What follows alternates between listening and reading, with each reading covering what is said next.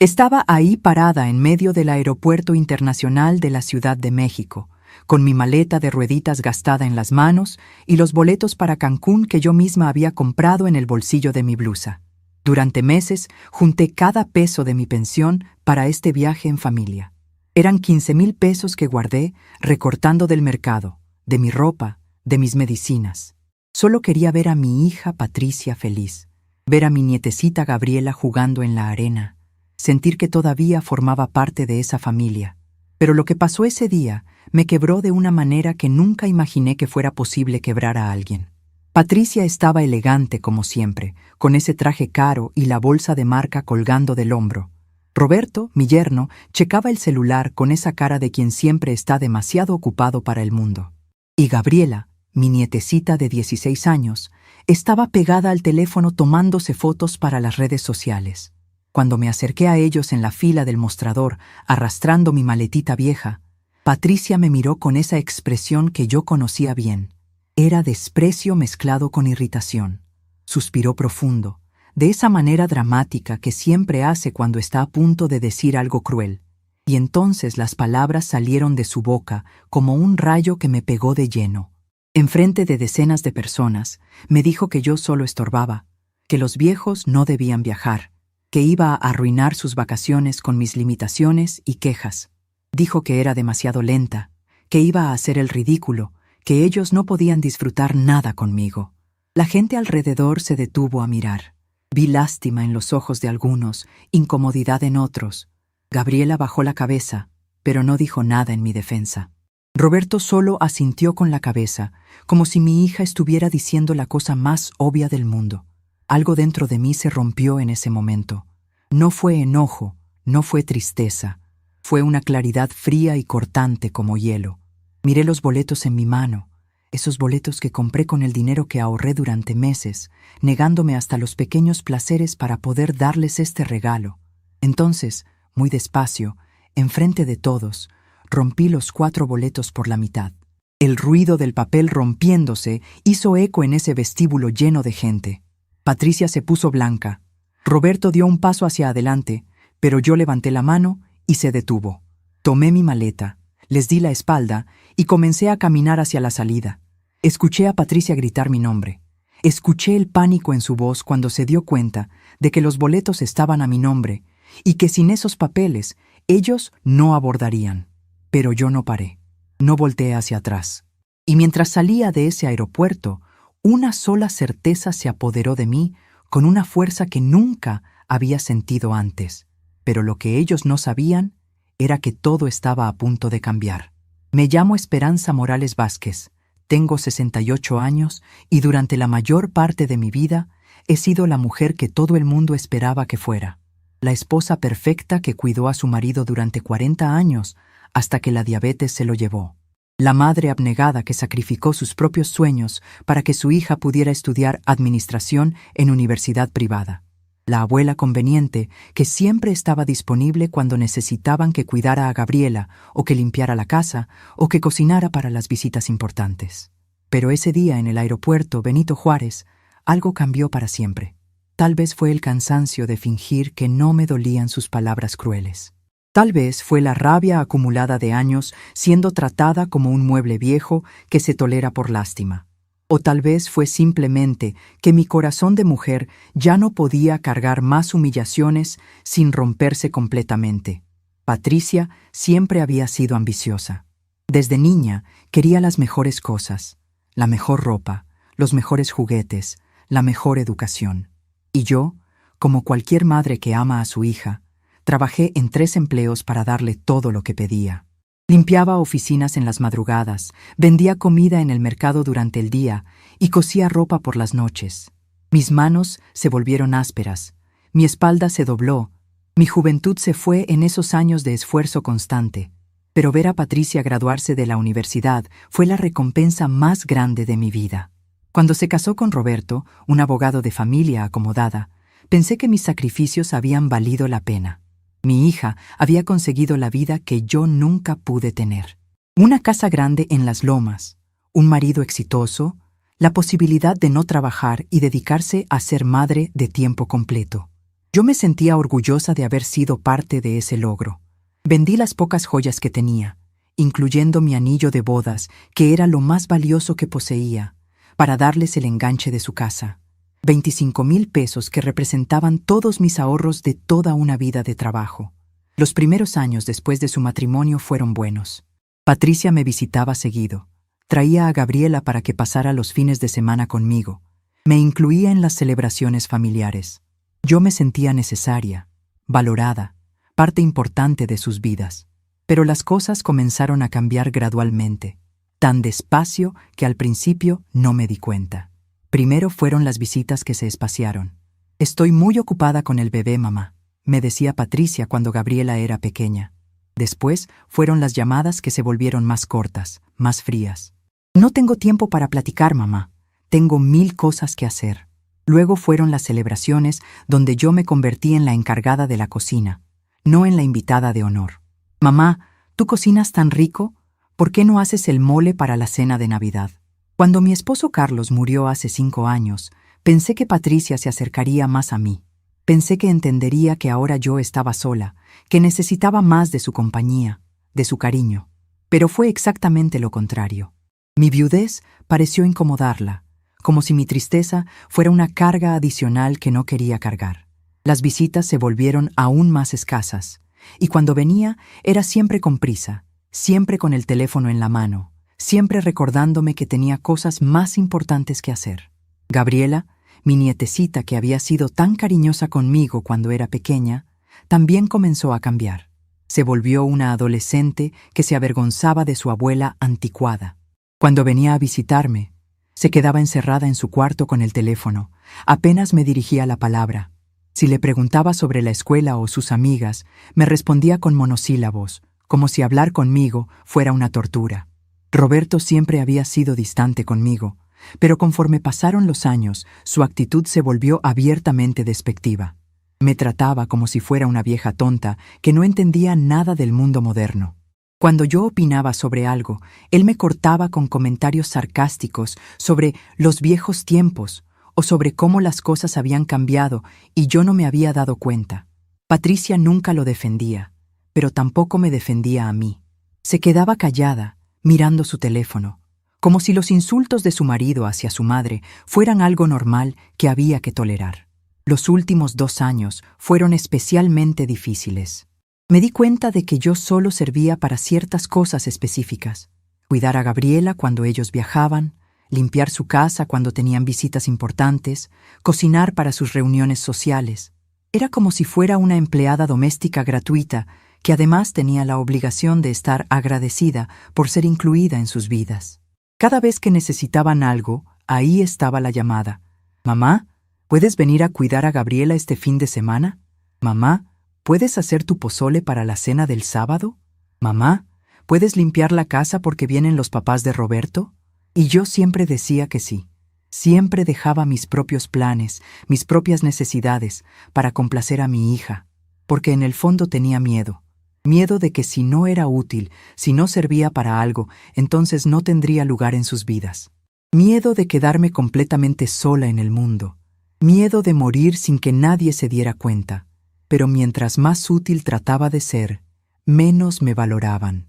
Mientras más me esforzaba por complacerlos, más me daban por sentado. Mi amor incondicional se había convertido en una licencia para maltratarme sin consecuencias. Y yo, sin darme cuenta, había enseñado a mi propia familia que podían pisotearme porque yo siempre iba a estar ahí, aguantando, perdonando, justificando sus crueldades con mi necesidad desesperada de pertenecer. El viaje a Cancún había sido mi idea.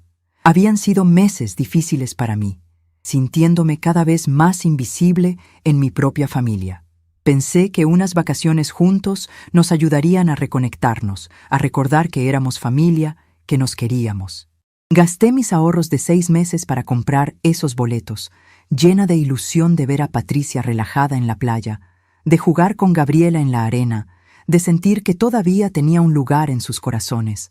Cuando les propuse el viaje, Patricia puso una cara rara, como si la idea la incomodara. «¿Estás segura, mamá? Cancún es muy cansado, mucho calor, mucha caminata». Pero yo insistí, prometiéndoles que no sería una carga, que solo quería pasar tiempo con ellos.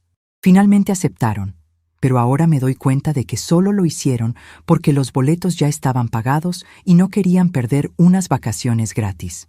Durante las semanas previas al viaje, noté cierta tensión en Patricia cuando hablábamos de los planes. Roberto hacía comentarios sarcásticos sobre viajar con suegras, que Patricia no contestaba, pero tampoco desaprobaba. Gabriela se quejaba de que iba a ser súper aburrido tener que hacer cosas que su abuela pudiera hacer. Pero yo seguía aferrada a mi ilusión, pensando que una vez que estuviéramos en la playa, todo sería diferente. La noche antes del viaje no pude dormir de la emoción. Había preparado mi maleta con tanto cuidado, empacando mis mejores vestidos de verano, el sombrero nuevo que había comprado especialmente para la ocasión, las sandalias cómodas para caminar en la arena. Había guardado dinero extra para invitarles comidas en restaurantes bonitos, para comprarle a Gabriela algún recuerdo especial, para sentir que yo también podía contribuir a que las vacaciones fueran perfectas. Llegamos al aeropuerto esa mañana temprano. Patricia y Roberto parecían tensos, hablando en voz baja entre ellos mientras yo me encargaba de revisar que todos los documentos estuvieran en orden. Gabriela estaba más interesada en tomarse selfies en el aeropuerto que en conversar conmigo. Pero yo seguía sonriendo, seguía fingiendo que no notaba su frialdad, seguía aferrada a la esperanza de que todo mejoraría una vez que estuviéramos en Cancún. Y entonces llegó el momento que cambió todo para siempre. Estábamos en la fila del mostrador cuando Patricia recibió una llamada. Era su amiga Margarita, quien aparentemente tenía problemas con su esposo y necesitaba urgentemente irse de la ciudad. Patricia habló con ella durante varios minutos y yo pude escuchar partes de la conversación. Margarita estaba llorando, diciendo que necesitaba alejarse de todo, que no tenía a dónde ir. Cuando Patricia colgó, me miró con esa expresión que ahora reconozco como el preludio de algo terrible. «Mamá, tenemos un problema», me dijo. «Margarita necesita irse de urgencia de la ciudad. Su esposo la está tratando muy mal y necesita un lugar donde quedarse unos días». «Que se quede en mi casa», le dije inmediatamente. «Tiene llaves, puede usar mi cuarto, no hay problema». Patricia negó con la cabeza. «No, mamá, lo que necesita es salir completamente de la ciudad, alejarse de todo. Y pensé que tal vez podríamos darle nuestro lugar en el viaje». No entendí al principio. ¿Nuestro lugar? ¿De quién? «Bueno, tu lugar, mamá. Margarita podría venir con nosotros en lugar de ti. Total, solo son 3 días, y tú puedes quedarte en casa descansando. A tu edad, el viaje te va a cansar mucho de todas maneras». El mundo se detuvo en ese momento. La gente seguía moviéndose alrededor de nosotros, los anuncios del aeropuerto seguían sonando, la vida continuaba normal para todos excepto para mí. Porque en ese momento me di cuenta de que para mi propia hija, mi presencia en el viaje familiar era tan irrelevante que podía ser sustituida por cualquier otra persona sin que eso importara. «Pero Patricia», murmuré, «es nuestro viaje familiar. Es mi regalo para ustedes. Yo me he estado preparando durante semanas». «Mamá, no seas egoísta», me dijo con esa voz que usa cuando me está regañando como si fuera una niña. «Margarita está pasando por una crisis real. Nosotros podemos viajar juntos en cualquier momento. Esto es más importante». «¿Egoísta?». La palabra me golpeó como una bofetada. ¿Soy egoísta por querer pasar tiempo con mi familia? Roberto se acercó entonces, con esa sonrisa falsa que usa cuando quiere convencerme de algo. «Esperanza, tienes que entender. Patricia y Margarita han sido amigas desde la secundaria. Es como una hermana para ella. Y tú, bueno, tú siempre has sido muy comprensiva. Sabemos que vas a entender. Además», agregó Patricia, «en realidad es mejor así. Tú no estás acostumbrada a viajar tanto. El aeropuerto, los hoteles, las comidas diferentes, todo eso te va a estresar. Es mejor que te quedes en casa, tranquila, cuidando tus plantas». Ahí estaba otra vez. La infantilización. El tratarme como si fuera una viejita incapaz de manejar las complejidades del mundo moderno. Como si mis 68 años me hubieran convertido automáticamente en una inválida mental que necesitaba ser protegida de las complicaciones de la vida. Gabriela se acercó entonces, con mi boleto ya cambiado por el de Margarita en sus manos. «Gracias por entender, abuela. En serio aprecio que hayas hecho este viaje posible para Margarita. Ella realmente lo necesita. Ese fue el momento en que algo dentro de mí se quebró definitivamente. No porque hubieran cambiado mi boleto por el de otra persona, no porque hubieran decidido excluirme del viaje que yo misma había pagado. Se quebró porque ni siquiera me habían preguntado. Habían tomado la decisión por mí, habían hablado entre ellos, habían resuelto mi vida sin consultarme, como si yo fuera un objeto que se puede mover de un lugar a otro según su conveniencia. Esperanza, dijo Patricia, usando mi nombre completo como cuando era niña y había hecho algo malo. No pongas esa cara. Haremos algo especial cuando regresemos. Te lo prometo. Otra promesa vacía, como todas las que me había hecho en los últimos años.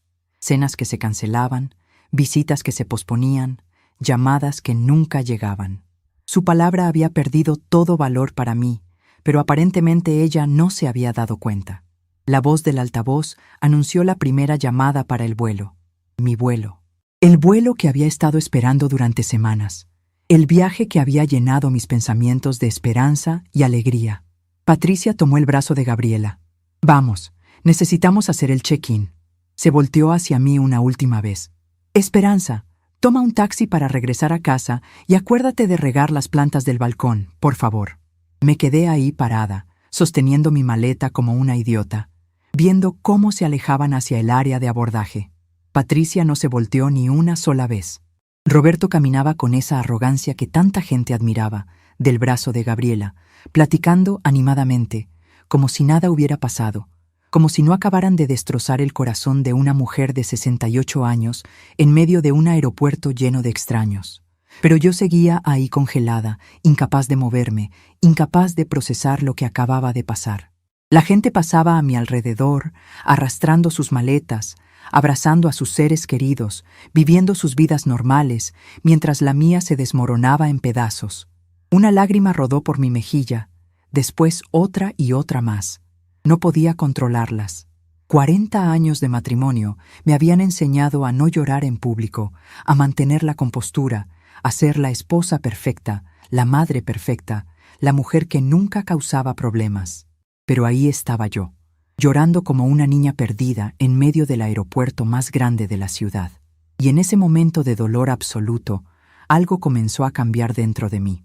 Una pequeña llama de algo que había estado dormido durante años comenzó a encenderse. No era rabia todavía, no era venganza. Era algo más profundo y más peligroso. Era la comprensión de que había pasado toda mi vida haciéndome pequeña para que otros se sintieran grandes, de que había enseñado a mi propia familia a no valorarme al no valorarme yo misma, de que había sido cómplice de mi propia invisibilidad al aceptar sin protestar cada humillación, cada desprecio, cada momento en que me trataron como menos que nada. Pero ese día, en ese aeropuerto, rodeada de extraños que me miraban con lástima, algo cambió para siempre en Esperanza Morales Vázquez. Y lo que ellos no sabían era que acababan de despertar a una mujer que había estado dormida durante demasiado tiempo. Regresé a casa sola ese día, y el silencio de mi pequeña sala nunca me había parecido tan ensordecedor. Me senté en el sillón viejo que era de mi difunto esposo Carlos, y dejé que las lágrimas corrieran por primera vez en años. No lloré por la humillación en el aeropuerto. Lloré por todas las veces que me tragué mi dolor en silencio. Recordé cuando Patricia tenía 7 años y se enfermó de neumonía. Pasé noches despierta al lado de su cama, poniendo compresas frías en su frente febril, rezando para que mi niña no me dejara. Recordé cómo trabajé en 3 empleos cuando Carlos perdió el suyo, solo para que Patricia pudiera seguir estudiando en el colegio privado que tanto amaba. Vendí mis joyas, mis vestidos de fiesta, todo lo que tenía valor para pagar su carrera universitaria de administración. Y cuando se casó con Roberto, fui yo quien dio el dinero del enganche de su departamento. 25,000 pesos que eran para mi jubilación tranquila, pero que entregué sin pestañear porque quería ver a mi hija feliz y establecida. Durante todos esos años, nunca me quejé. Nunca le eché en cara mis sacrificios. Pensé que el amor de madre era precisamente eso. Dar sin esperar nada a cambio, sacrificarse en silencio, hacer que los sueños de los hijos se volvieran realidad, aunque eso significara renunciar a los propios. Mi hermana Dolores siempre me decía que era demasiado generosa, que Patricia se estaba acostumbrando a que yo resolviera todos sus problemas sin que ella hiciera ningún esfuerzo. Esperanza, me decía, esa niña necesita aprender que en la vida todo cuesta. Si tú le das todo en bandeja de plata, nunca va a valorar nada. Pero yo no le hacía caso. Pensaba que Dolores estaba celosa porque su hijo Héctor había salido tan irresponsable, siempre pidiendo dinero prestado y nunca pagando. Yo me sentía orgullosa de que Patricia fuera tan exitosa, tan elegante, tan diferente a mí. Ahora me doy cuenta de que Dolores tenía razón. Al darle todo a Patricia sin pedirle nada a cambio, la había convertido en una persona que creía que merecía todo sin dar nada. La había enseñado que mi amor era incondicional y gratuito, y por eso mismo lo había vuelto sin valor a sus ojos. Cuando algo no cuesta nada, no vale nada. Y mi amor de madre, que había sido el tesoro más grande de mi vida, para ella no valía nada. Los días siguientes al aeropuerto fueron una tortura. Patricia llamó varias veces desde Cancún, pero no para disculparse. Llamaba para contarme lo bien que la estaban pasando, lo hermoso que estaba el hotel, lo rico que estaba el buffet. «Mamá, deberías ver este atardecer. Es increíble. Margarita está mucho mejor. Dice que este viaje era exactamente lo que necesitaba». En ningún momento mencionó que yo debería estar ahí. En ningún momento reconoció que me había lastimado. Era como si hubiera borrado completamente de su mente el hecho de que esas vacaciones las había pagado yo, que ese viaje era mi regalo para la familia, que yo debería estar ahí disfrutando con ellos. Roberto también llamó una vez, pero su llamada fue peor. «Esperanza, solo quería decirte que tomaste la decisión correcta. Patricia está muy relajada, Gabriela se está divirtiendo mucho y honestamente creo que hubiera sido muy pesado para ti. El hotel tiene muchas escaleras, hay que caminar mucho en la arena, el sol está muy fuerte. Definitivamente es mejor que te hayas quedado en casa». Hablaba como si yo hubiera decidido voluntariamente quedarme, como si el cambio de planes hubiera sido idea mía, como si fuera tan tonta que no me daba cuenta de lo que realmente había pasado. Gabriela mandó algunas fotos por WhatsApp, fotos de ella en la playa, en la piscina, en restaurantes elegantes. En todas las fotos estaba sonriendo, divirtiéndose, sin la menor preocupación por su abuela que se había quedado sola en casa. Al principio pensé que tal vez me mandaría algún mensaje diciendo que me extrañaba, que le hubiera gustado que estuviera ahí, pero no llegó ningún mensaje así. Para ella, igual que para sus padres, mi ausencia no había hecho ninguna diferencia.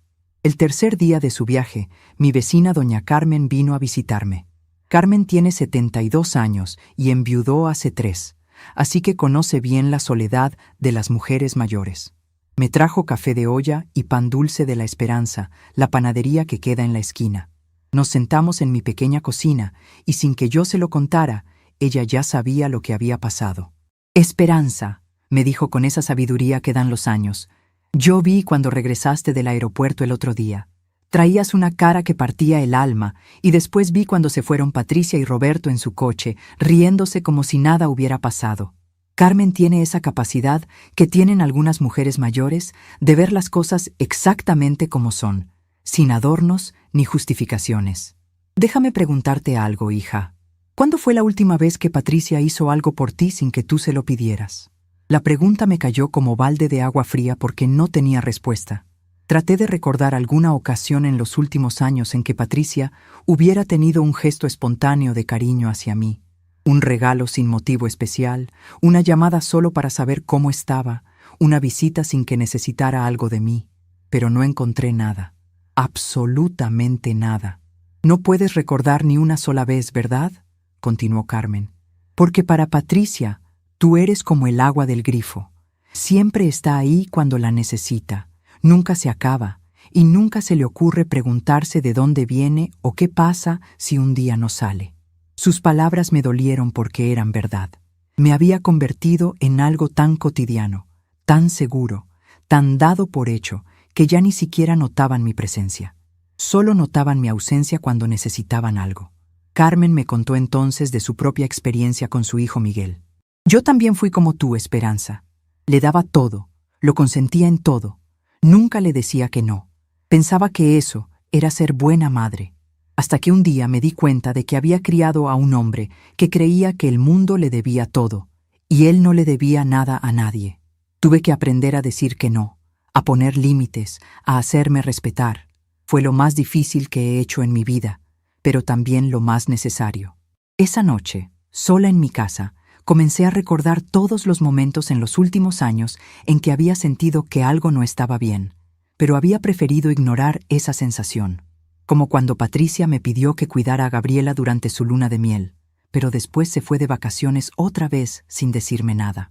Como cuando Roberto me pidió prestados 5,000 pesos para una emergencia y nunca me los devolvió. Y cuando le pregunté por ellos, me dijo que pensaba que había sido un regalo.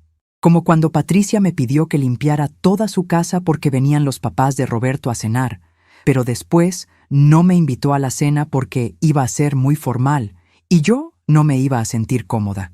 Todos esos momentos que había justificado en mi mente como malentendidos, como situaciones normales entre familia, ahora los veía por lo que realmente eran, un patrón sistemático de aprovecharse de mí.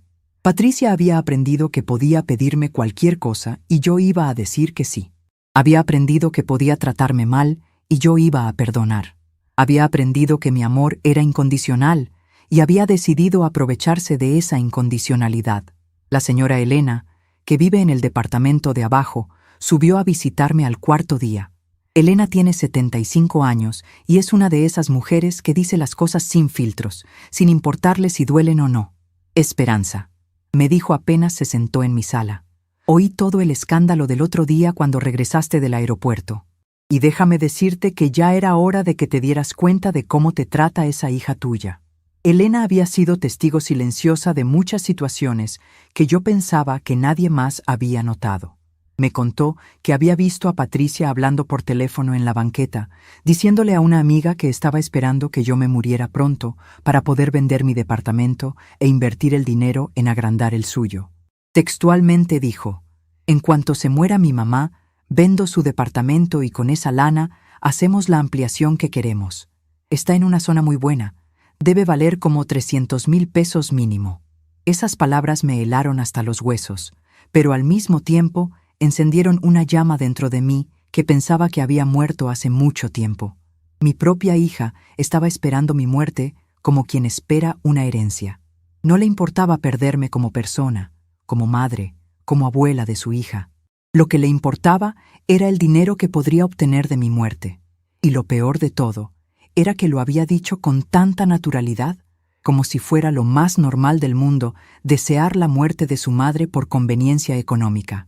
Elena me contó también que había visto a Roberto revisando el buzón de mi correo en varias ocasiones, aparentemente buscando algún documento relacionado con mi departamento o mis propiedades. Ese hombre anda tras algo, Esperanza. No es normal que un yerno esté tan interesado en los papeles de su suegra. Ten mucho cuidado con lo que firmas y con la información que les das sobre tus cosas. Esa revelación me hizo recordar algo que había pasado hacía algunos meses y que en su momento no le había dado importancia. Roberto había venido a visitarme con una carpeta llena de papeles, diciéndome que era para organizar mis finanzas y asegurarme de que todo estuviera en orden para el futuro. Me había pedido que firmara varios documentos que él dijo eran para facilitar las cosas en caso de que algo me pasara. Yo había firmado sin leer, confiando en que él, como abogado, sabía lo que estaba haciendo y tenía mis mejores intereses en mente. Ahora me daba cuenta de que probablemente había firmado documentos que me perjudicaban, que tal vez le daban a Patricia o a Roberto algún tipo de control sobre mis propiedades o mis cuentas bancarias. La realización de que había sido tan ingenua, tan confiada, me llenó de una rabia que no había sentido en años. No solo me habían traicionado emocionalmente, sino que probablemente también me habían traicionado legalmente. Al quinto día después del aeropuerto, cuando Patricia y Roberto regresaron de Cancún, esperé que vinieran a visitarme, que me trajeran algún regalo, que me contaran de su viaje, que al menos fingieran que les había hecho falta. Pero no vinieron. Ni ese día, ni el siguiente, ni el siguiente. Era como si hubieran decidido que, después de lo que había pasado en el aeropuerto, ya no tenían que mantener ni siquiera las apariencias de cariño familiar. Fue Patricia quien finalmente me llamó, pero no para disculparse o para invitarme a comer. Me llamó porque necesitaba que cuidara a Gabriela el fin de semana porque ella y Roberto iban a ir a una boda en Guadalajara. Mamá, ¿puedes quedarte con Gaby el sábado y domingo? Ya sabes que no nos gusta dejarla sola y con los vecinos no tenemos confianza. La petición me indignó tanto que por un momento no pude hablar. Después de humillarme en el aeropuerto, después de excluirme del viaje que yo había pagado, después de irse de vacaciones sin siquiera disculparse, tenía la desfachatez de pedirme que cuidara a su hija como si nada hubiera pasado. Como si yo fuera una empleada doméstica que estaba siempre disponible para servirles, sin importar cómo me trataran.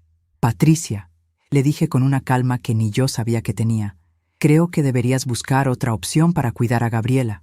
Hubo un silencio del otro lado de la línea. Patricia claramente no esperaba esa respuesta. ¿Cómo que otra opción? Mamá, eres su abuela. Es tu responsabilidad cuidarla cuando nosotros no podemos. Mi responsabilidad, repetí, saboreando la palabra. ¿Y cuál es tu responsabilidad hacia mí, Patricia? ¿De qué hablas? Yo siempre he sido una buena hija. ¿En serio? ¿Una buena hija me cambia por su amiga en un viaje que yo pagué? ¿Una buena hija me humilla en público y después actúa como si nada hubiera pasado? ¿Una buena hija se va de vacaciones sin ni siquiera disculparse y después regresa pidiendo favores como si fuera lo más normal del mundo?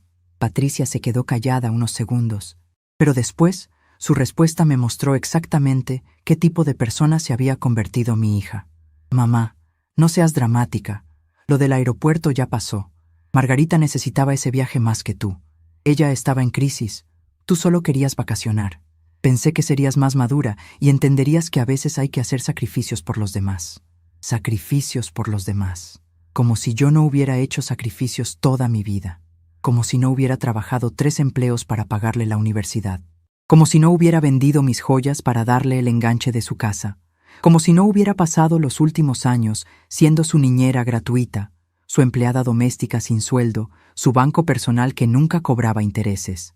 Patricia, le dije, consigue una niñera para Gabriela. Yo tengo planes este fin de semana. ¿Qué planes puedes tener tú? Nunca sales a ningún lado. Esa pregunta me dolió más que cualquier insulto directo.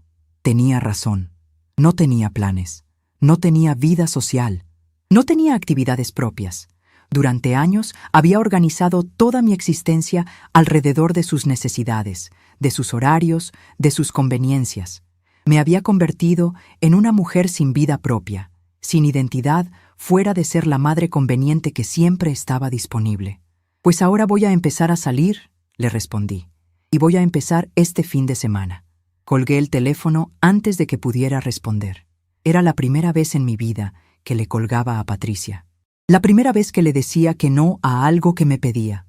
La primera vez que ponía mis propias necesidades antes que las suyas.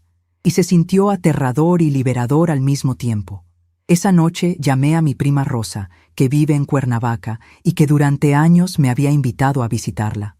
Rosa, le dije, ¿sigues queriendo que vaya a conocer tu casa nueva? Rosa se emocionó tanto que empezó a hacer planes inmediatamente. Esperanza, ven este fin de semana.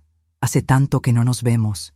Podemos ir al mercado de artesanías, conocer el centro histórico, platicar como cuando éramos jóvenes. El viernes por la mañana, preparé una maleta pequeña y me fui a Cuernavaca en autobús.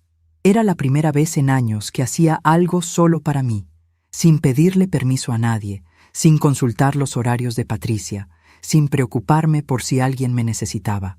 El viaje en autobús me dio tiempo para pensar, para reflexionar sobre todos los cambios que estaban ocurriendo en mi mente y en mi corazón. Durante todo el fin de semana con Rosa, no recibí ni una sola llamada de Patricia, ni para disculparse, ni para preguntarme cómo estaba, ni para contarme cómo había resuelto el problema de cuidar a Gabriela. Era como si hubiera decidido que, si yo no iba a ser la abuela conveniente de siempre, entonces simplemente iba a ignorar mi existencia.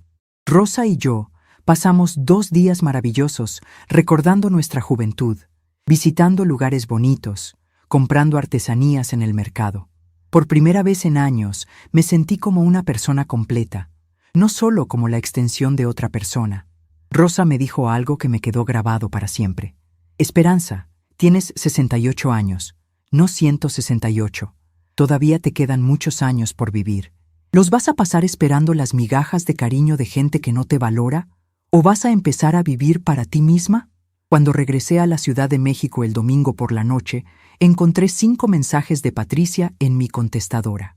No eran disculpas, eran reclamos. Mamá, no puedo creer que me hayas dejado plantada con Gabriela. Tuve que cancelar la boda porque no conseguí niñera. Roberto está furioso conmigo. Mamá, contesta el teléfono.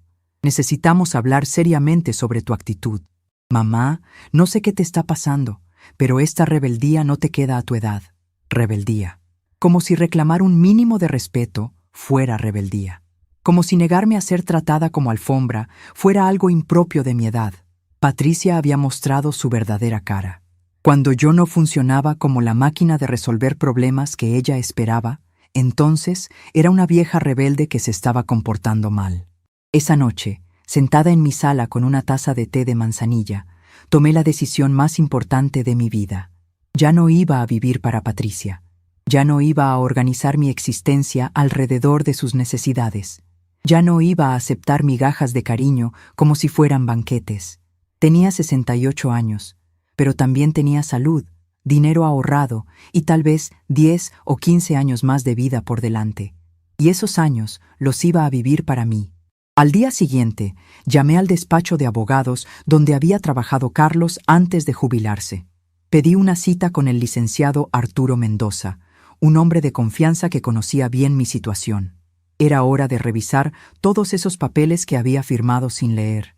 Era hora de proteger mis intereses. Era hora de tomar control de mi propia vida.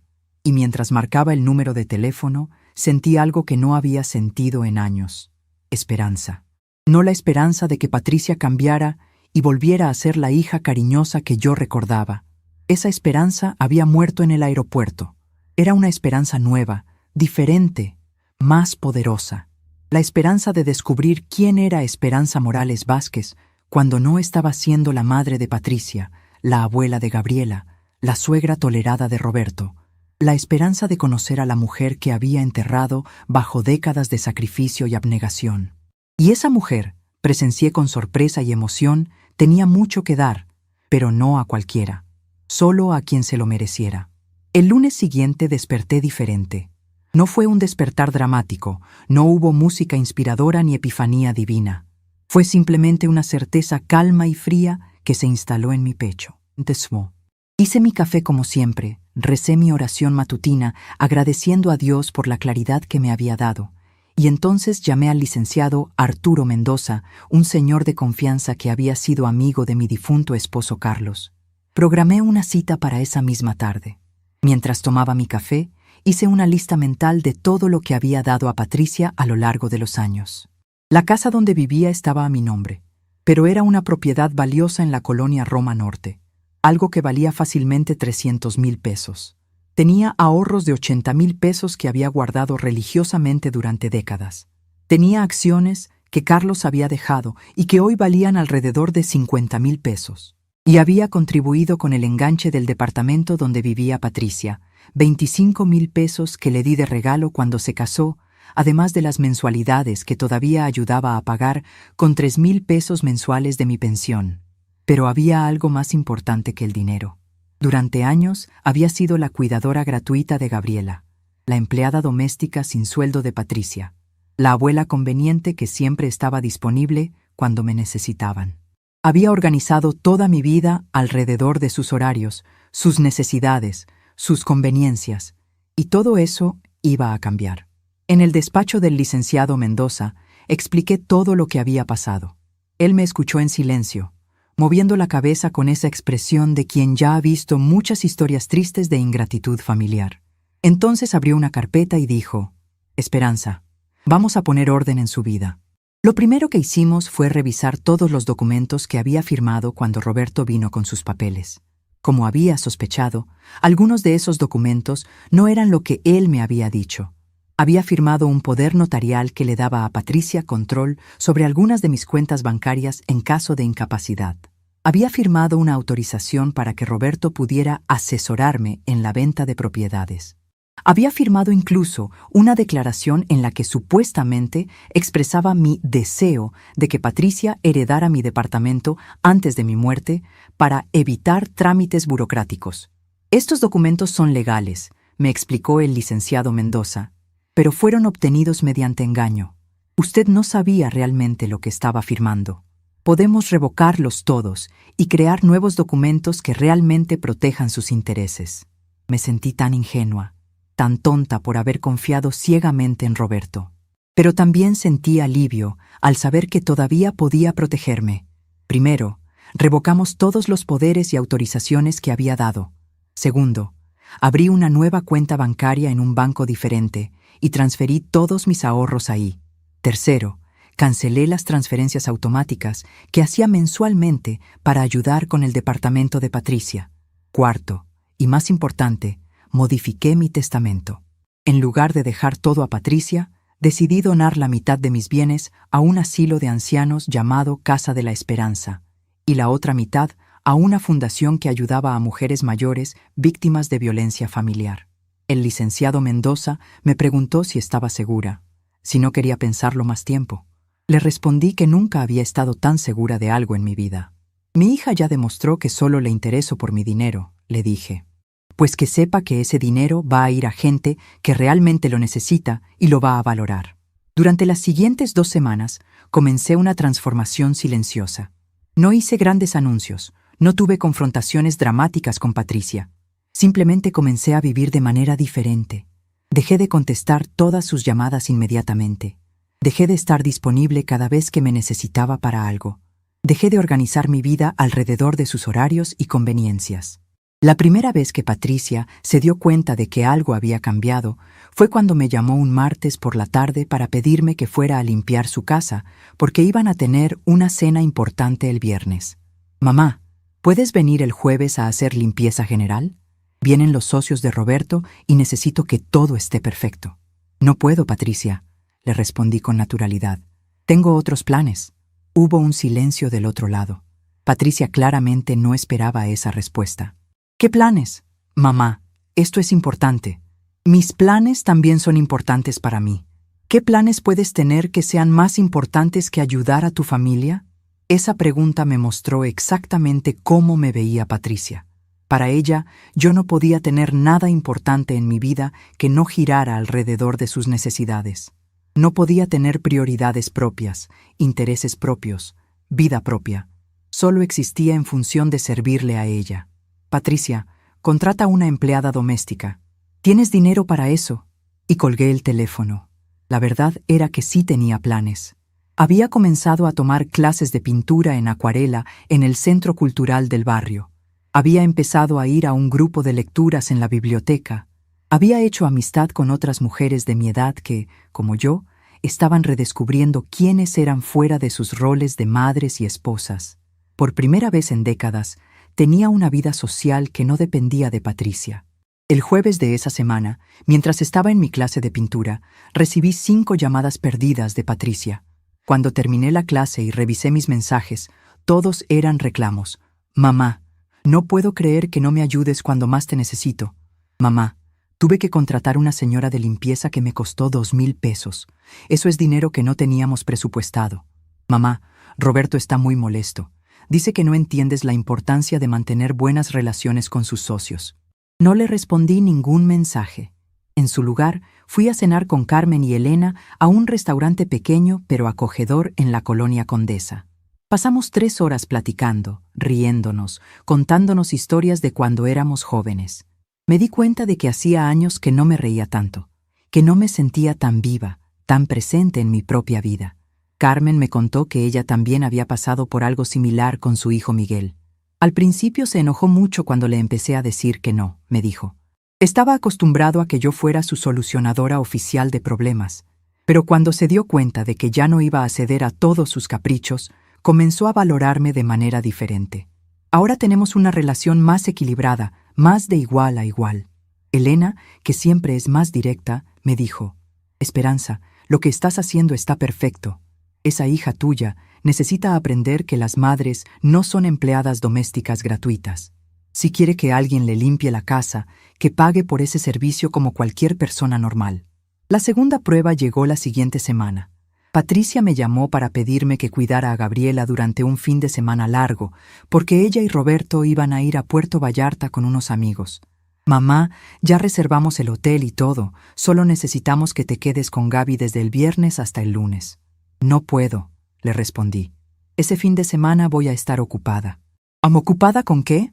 Su tono era de incredulidad, como si fuera imposible que yo tuviera algo importante que hacer. Voy a ir a Puebla con mi grupo de lectura. Vamos a visitar las librerías del centro histórico y a asistir a una presentación de libro. Mamá, no puedes estar hablando en serio. ¿Vas a anteponer un paseo de viejitas a cuidar a tu nieta? La manera como dijo paseo de viejitas me dolió, pero también me dio claridad sobre lo que Patricia realmente pensaba de mi vida, de mis intereses, de mis nuevas actividades. Para ella, todo lo que yo hacía fuera de servirle a su familia era irrelevante, infantil, una pérdida de tiempo. Patricia, le dije con una calma que me sorprendió a mí misma. Gabriela tiene 16 años. Puede quedarse sola un fin de semana. O puedes pedirle a alguna de sus amigas que se quede con ella. O puedes contratar una niñera. Tienes varias opciones que no implican cancelar mis planes. No puedo creer lo egoísta que te has vuelto, mamá. Ahí estaba esa palabra otra vez. Egoísta. Era egoísta querer pasar tiempo con mi familia cuando era conveniente para mí. Era egoísta negarme a limpiar su casa gratis. Era egoísta tener planes propios que no giraran alrededor de sus necesidades. Todo lo que no fuera completa disponibilidad para servirle era egoísmo. Patricia, le dije, durante 42 años he puesto tus necesidades antes que las mías. He sacrificado mi tiempo, mi dinero, mis intereses por ti. Si ahora quiero reservar un fin de semana para mí, eso no es egoísmo, es equilibrio. Pero somos familia, mamá. La familia es lo primero. Exacto. Y yo también soy familia.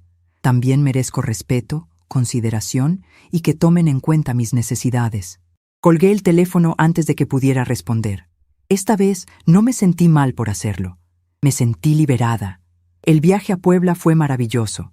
Era un grupo de 8 mujeres entre 50 y 70 años. Todas inteligentes, cultas, interesantes. Visitamos librerías antiguas, asistimos a una presentación de poesía, comimos en restaurantes típicos, paseamos por las calles coloniales. Me di cuenta de que había todo un mundo de experiencias, de placeres, de conocimiento que había estado negándome durante años por estar siempre disponible para Patricia. Una de las mujeres del grupo, la señora Magdalena, me contó su propia historia. Yo también fui la madre abnegada que se sacrificaba por todo el mundo, me dijo mientras caminábamos por el Zócalo de Puebla, hasta que me di cuenta de que mis hijos habían aprendido a no valorarme precisamente porque yo no me valoraba. Cuando comencé a respetarme a mí misma, ellos también comenzaron a respetarme. Durante todo el fin de semana en Puebla, no recibí ni una sola llamada de Patricia. No sabía si había resuelto el problema de cuidar a Gabriela o si había cancelado su viaje, y me di cuenta de que no me importaba. Por primera vez en años, no estaba preocupada por resolver los problemas de mi hija. Sus problemas eran sus problemas, y ella era lo suficientemente adulta para resolverlos. Cuando regresé a Ciudad de México el lunes por la tarde, tenía 8 mensajes en mi contestadora. Los primeros 5 eran de Patricia, cada uno más furioso que el anterior. Mamá, no puedo creer que me hayas dejado plantada otra vez. Mamá, tuve que cancelar el viaje porque Gabriela no quiso quedarse con ninguna niñera. Mamá, Roberto está furioso. Perdimos el dinero del hotel porque no se puede cancelar con tan poco tiempo. Mamá, esto ya se está saliendo de control. Necesitamos hablar seriamente. Mamá, no sé qué te está pasando, pero esta actitud tuya está afectando a toda la familia. Los últimos 3 mensajes eran de Roberto, y su tono era muy diferente. Era amenazante. Esperanza, esta rebeldía suya ya llegó muy lejos. Patricia está muy angustiada por su comportamiento. Si sigue así, vamos a tener que considerar otras opciones. Esperanza, como abogado le aconsejo que reconsidere su actitud. La familia es sagrada, y usted está destruyendo la unidad familiar con sus caprichos. Esperanza, si no puede comportarse como una abuela responsable, tal vez necesite ayuda profesional, Hay lugares donde pueden ayudar a personas mayores que están teniendo problemas de comportamiento. Ese último mensaje me llenó de una rabia fría. Roberto me estaba amenazando, sugiriendo que yo estaba loca, que necesitaba ser internada en algún lugar porque me negaba a ser la abuela esclavizada que ellos querían. Era la confirmación final de que nunca me habían visto como una persona con derechos propios, sino como un objeto de su propiedad que se había descompuesto y necesitaba ser reparado. Esa noche llamé al licenciado Mendoza y le conté sobre los mensajes amenazantes de Roberto. «Esperanza», me dijo, «es importante que documente todo esto. Grabe las conversaciones, guarde los mensajes. Si Roberto intenta algo legal contra usted basándose en supuestos problemas mentales, necesitamos evidencia de que él la está amenazando y manipulando». Durante las siguientes semanas, la presión de Patricia y Roberto se intensificó. Venían a mi casa sin avisar, tratando de hablar conmigo sobre mi problema de actitud. Patricia lloraba, diciéndome que ya no reconocía a su madre, que me había vuelto una persona fría y cruel. Roberto me hablaba con ese tono condescendiente que usaba cuando quería manipularme, explicándome que las personas mayores a veces desarrollan problemas de personalidad y que él me podía ayudar a encontrar tratamiento adecuado. Pero yo ya no era la misma mujer que se dejaba manipular con lágrimas falsas y amenazas veladas.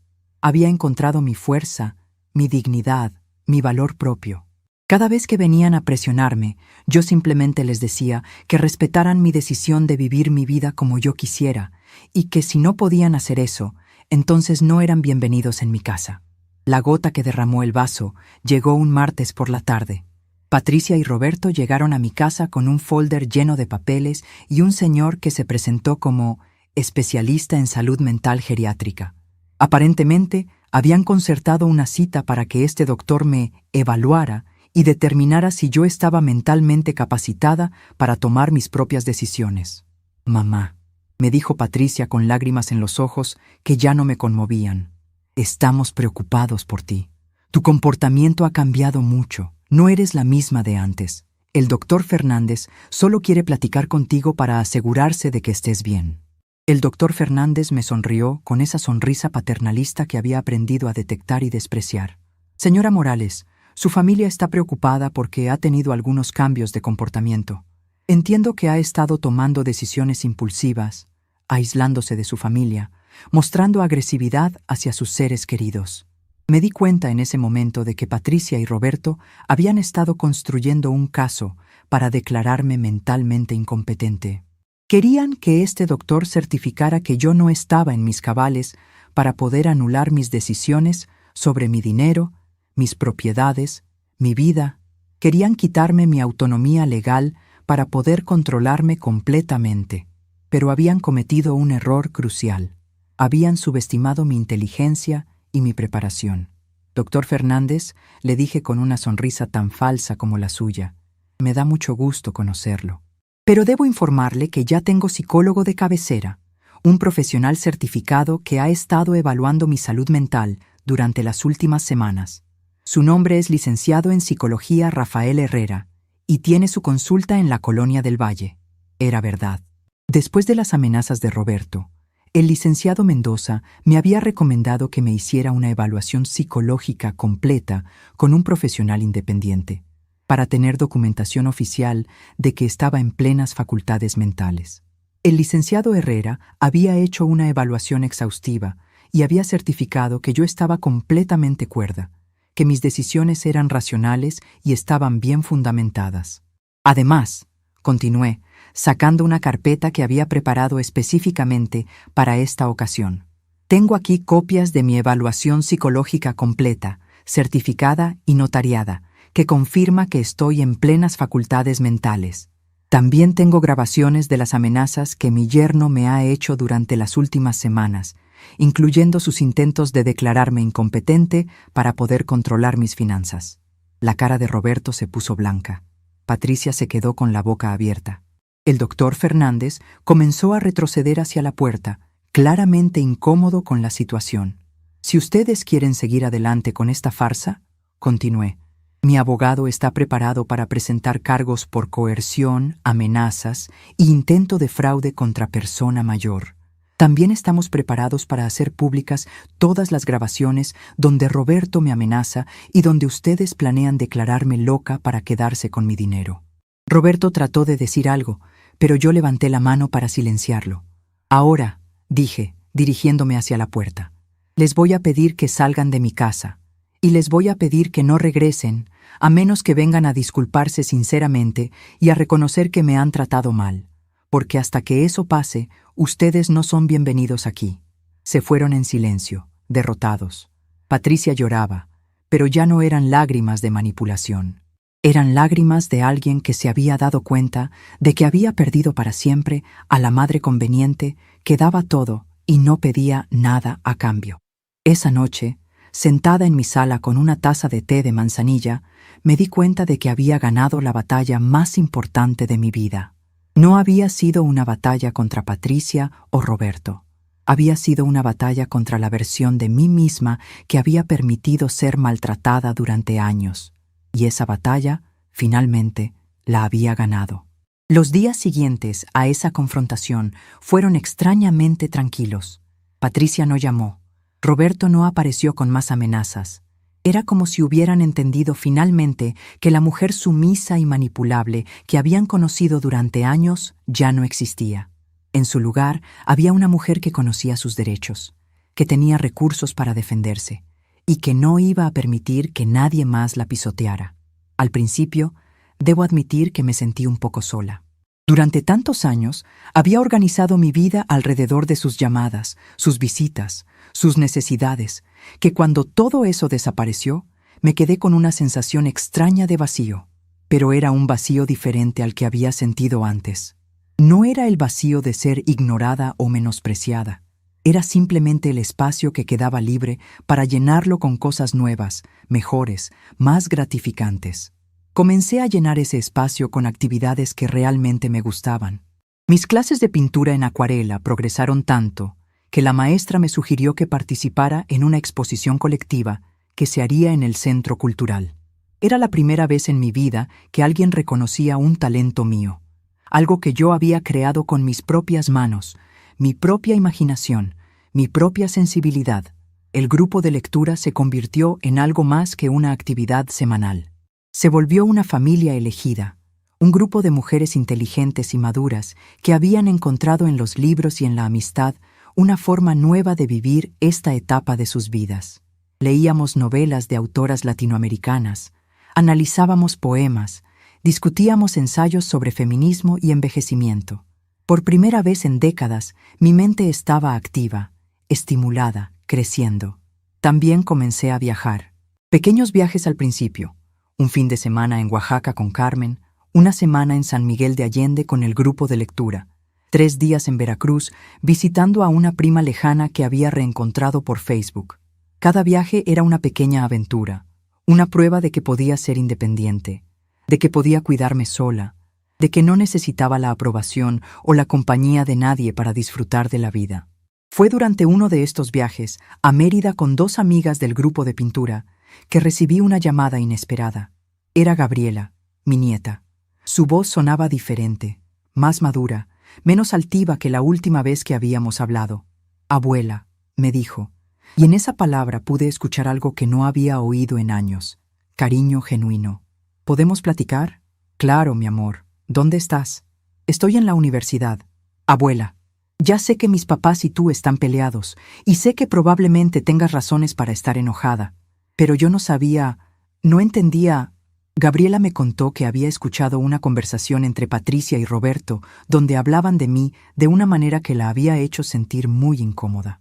Roberto había dicho que era una lástima que su plan de declararme incompetente no hubiera funcionado, que ahora iba a ser más difícil recuperar el control de mi dinero.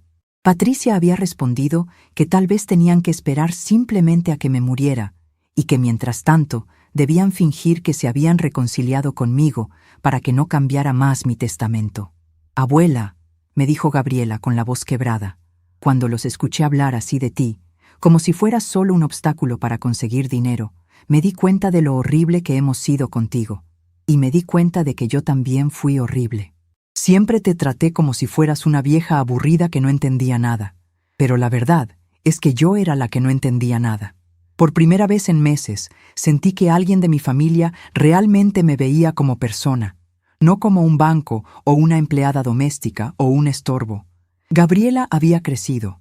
A los 16 años había aprendido algo que sus padres, con más de 40 años, todavía no entendían: que las personas mayores merecen respeto y amor sincero, no tolerancia condescendiente. Abuela, yo sé que probablemente ya no quieras saber nada de nosotros y entendería perfectamente si me cuelgas el teléfono. Pero quería que supieras que hay alguien en esta familia que se da cuenta de lo valiosa que eres, de todo lo que sacrificaste por nosotros, de lo mal que te hemos pagado. Las lágrimas comenzaron a rodar por mis mejillas, pero eran lágrimas diferentes a las que había llorado en los últimos meses. No eran lágrimas de dolor o de rabia, eran lágrimas de alivio, de gratitud, de esperanza. No había perdido completamente a mi familia. Al menos una persona había aprendido la lección. Gabriela, le dije, nunca podría colgarte el teléfono. Tú siempre vas a ser mi nieta querida, pase lo que pase con tus papás. ¿Puedo ir a visitarte cuando regreses? Quiero disculparme en persona y quiero que me cuentes de tus viajes, de tus clases, de todo lo que estás haciendo. Una amiga mía vio tus pinturas en la exposición del Centro Cultural y me dijo que estaban preciosas. No sabía que pintabas. Ahí estaba el problema en una frase. Mi propia nieta no sabía que yo pintaba porque durante años nadie se había molestado en preguntarme qué me gustaba hacer, qué me interesaba, qué soñaba. Para ellos, yo no tenía vida interior, no tenía talentos, no tenía aspiraciones. Solo existía en función de servirles. Cuando regresé de Mérida, Gabriela vino a visitarme. Era una joven diferente a la adolescente malcriada que recordaba. Se veía más madura, más reflexiva. Me trajo flores, algo que nunca había hecho antes, y una carta escrita a mano donde me pedía perdón por todos los años de maltrato y desprecio. Abuela, me dijo mientras se sentaba en mi sala y miraba mis pinturas colgadas en las paredes. Quiero que sepas que desde que comencé la universidad me he dado cuenta de muchas cosas. Hay compañeras mías que adoran a sus abuelas, que aprenden cosas de ellas, que las respetan y las consultan. Y me di cuenta de que yo perdí la oportunidad de conocerte realmente porque estaba demasiado ocupada siendo una niña mimada y malagradecida. Pasamos 3 horas platicando. Gabriela me contó de sus estudios de psicología, de sus planes de especializarse en atención a adultos mayores. Creo que mi vocación surgió de darme cuenta de lo mal que tratamos a las personas como tú, me dijo. Quiero dedicar mi vida profesional a asegurarme de que otros adultos mayores no pasen por lo que tú pasaste con nosotros. También me contó que había confrontado a sus padres sobre lo que había escuchado. Les dije que me daba vergüenza ser su hija, que habían convertido a su propia madre en su enemiga por pura codicia. Les dije que si seguían tratándote mal, yo no quería tener nada que ver con ellos. Me sorprendió la madurez de Gabriela. Pero también me dolió saber que estaba en medio de un conflicto familiar por mi culpa. Mi amor, le dije, yo no quiero que te pelees con tus papás por mí. Abuela, no es por ti, es por lo que está bien y lo que está mal. Mis papás están mal y alguien tenía que decírselos. 2 semanas después de esa visita de Gabriela, recibí una llamada inesperada. Era Patricia, pero su tono era completamente diferente al de nuestras últimas conversaciones. Ya no había arrogancia, ni manipulación, ni amenazas. Había algo que no había escuchado en su voz en años. Humildad. Mamá, me dijo, ¿podemos vernos? Necesito hablar contigo. Acepté encontrarme con ella en un café neutral, no en mi casa ni en la suya. Quería que fuera en un lugar público, en territorio neutral, donde ninguna de las dos tuviera ventaja emocional. Patricia llegó puntual, algo que me sorprendió porque siempre había sido impuntual para nuestras citas. Se veía cansada, más vieja, como si los últimos meses hubieran sido duros para ella también. Se sentó frente a mí y por un momento largo ninguna de las dos dijo nada. «Mamá», comenzó finalmente, «vengo a pedirte perdón». No eran las palabras que esperaba escuchar, pero tampoco me emocioné inmediatamente. Había aprendido a desconfiar de las palabras fáciles, de las promesas vacías, de los arrepentimientos que duran solo hasta que necesitan algo de mí otra vez. Gabriela me abrió los ojos sobre muchas cosas, continuó Patricia. Me hizo ver lo que Roberto y yo estábamos planeando hacer contigo, lo que ya te habíamos hecho durante años. Me hizo ver que te convertimos en nuestra empleada doméstica gratuita, en nuestro banco personal, en nuestra niñera conveniente. Patricia me contó que había estado yendo a terapia psicológica desde hacía un mes, tratando de entender por qué había sido tan cruel con la persona que más la había amado en el mundo. El psicólogo me dijo algo que me dolió mucho, pero que era verdad, me dijo. Me dijo que yo había aprendido a no valorarte porque tú me enseñaste que tu amor era gratuito e incondicional, sin importar cómo te tratáramos. Era una revelación dolorosa pero cierta. Al no poner límites, al no exigir respeto, al aceptar cualquier trato con tal de mantener la relación, yo había sido cómplice de mi propio maltrato. Había enseñado a mi hija que podía pisotearme sin consecuencias. Mamá, continuó Patricia, también quiero que sepas que me separé de Roberto. Esa noticia me sorprendió completamente. ¿Por qué? Porque cuando vi cómo te trataba, cuando me di cuenta de las cosas horribles que te había dicho, entendí que un hombre que puede ser tan cruel con una mujer mayor, puede ser cruel con cualquiera. Y me di cuenta de que ya no quería estar casada con alguien así.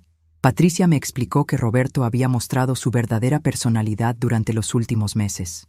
Cuando se dio cuenta de que ya no iba a poder controlar mi dinero, había comenzado a presionarla para que consiguiera mi perdón por las buenas o por las malas.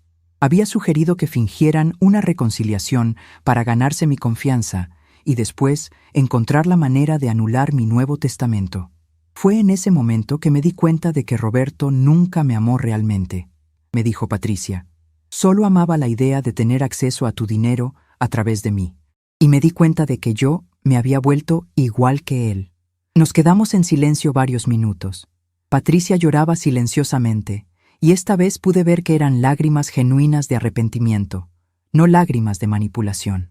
Mamá, me dijo finalmente, no vengo a pedirte que me perdones inmediatamente. Sé que necesitas tiempo para confiar en mí otra vez, si es que algún día puedes volver a confiar en mí.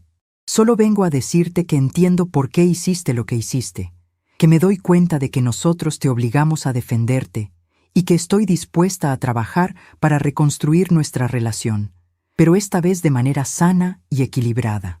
Le pregunté qué pensaba hacer con su vida ahora que se había separado de Roberto. Me contó que había conseguido un trabajo en una empresa donde su carrera universitaria finalmente le servía de algo, que estaba viviendo en un departamento más pequeño, pero que podía pagar sola, que estaba aprendiendo a ser independiente por primera vez en su vida. Es aterrador, me admitió, pero también es liberador. Por primera vez en años, no tengo que pedirle permiso a nadie para tomar decisiones sobre mi vida. Esas palabras me resonaron profundamente porque describían exactamente lo que yo había sentido cuando decidí tomar control de mi propia vida. Cuando nos despedimos esa tarde, Patricia me preguntó si podía llamarme de vez en cuando, sin agenda oculta, solo para platicar. Le dije que sí, pero que necesitaba que fuera paciente, que reconstruir la confianza iba a tomar tiempo. Mamá, me dijo antes de irse, quiero que sepas que ahora entiendo por qué te fuiste, y que me siento orgullosa de ti por haber tenido el valor de hacer lo que hiciste. Esa noche, mientras regaba mis plantas en el balcón y veía las luces de la ciudad extenderse hacia el horizonte, reflexioné sobre todo lo que había pasado en los últimos meses. Había perdido la versión de familia que tenía antes, pero había ganado algo mucho más valioso: mi dignidad, mi autonomía, mi respeto propio. No sabía si Patricia realmente había cambiado o si esto era solo una nueva estrategia más sofisticada. El tiempo lo diría. Pero lo que sí sabía era que ya no importaba tanto, porque había aprendido a ser feliz sin depender de la aprobación o el cariño de nadie más.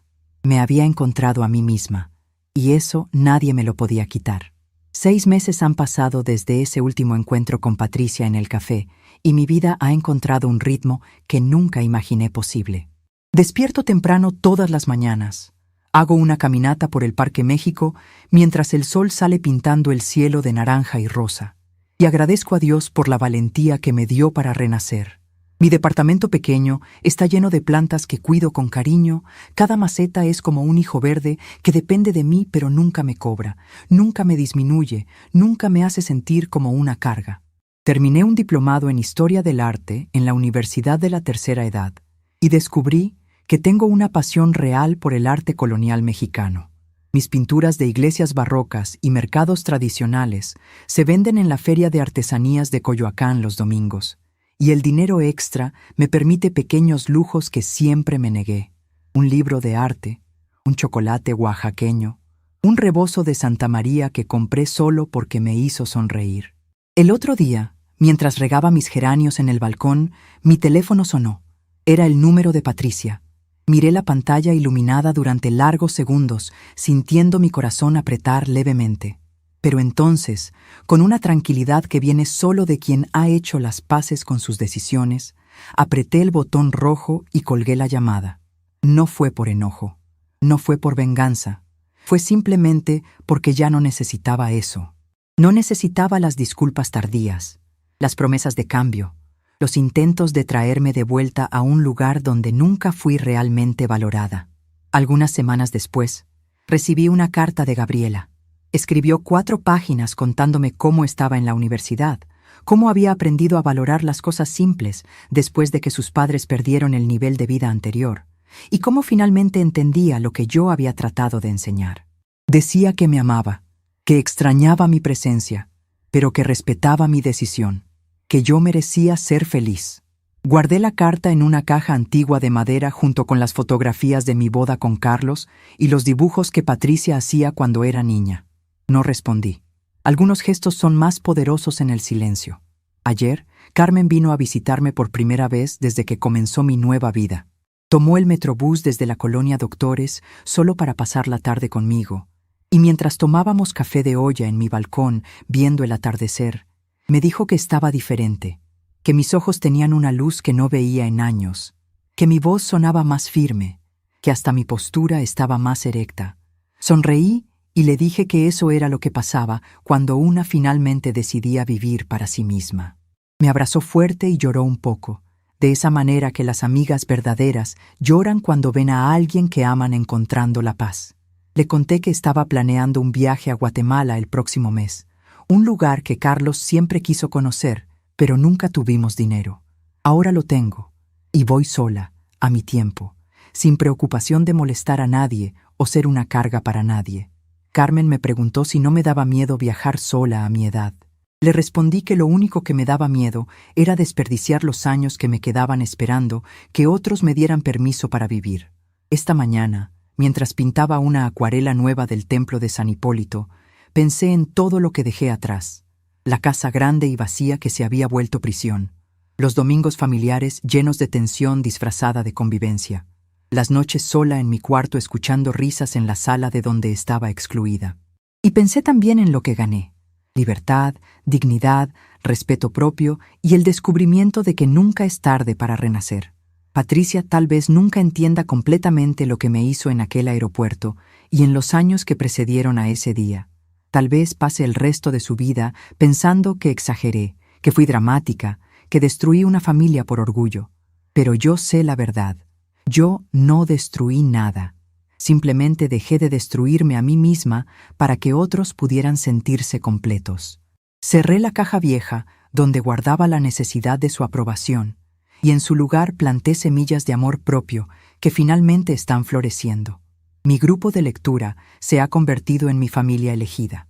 Estas mujeres sabias y fuertes me han enseñado que la amistad en la madurez puede ser más profunda y nutritiva que muchas relaciones familiares basadas en obligación y costumbre. Nos reunimos cada miércoles para discutir libros, pero en realidad nos reunimos para celebrar nuestras vidas, nuestros logros tardíos, nuestras libertades recién descubiertas. Elena, mi vecina, me contó hace poco que vio a Roberto en el supermercado y que se veía envejecido, amargado. Al parecer sigue buscando mujeres mayores con dinero para manipular. Los depredadores como él nunca cambian, me dijo Elena. Solo buscan nuevas víctimas. Me alegró saber que ya no soy una de ellas. El licenciado Mendoza me llamó la semana pasada para confirmar que todos mis documentos legales están en orden, que mi testamento está protegido, que mis finanzas están seguras. Esperanza, me dijo, usted tomó las decisiones correctas en el momento correcto. Muchas mujeres de su edad no tienen la valentía de defenderse como lo hizo usted. Sus palabras me llenaron de una satisfacción profunda. Había luchado por mi dignidad y había ganado. Anoche, mientras organizaba mis fotografías para hacer un álbum de mi nueva vida, encontré una foto vieja de Patricia cuando tenía 5 años. Era una niña hermosa, sonriente, cariñosa. Me pregunto cuándo se transformó en la mujer fría y calculadora que conocí en mis últimos años.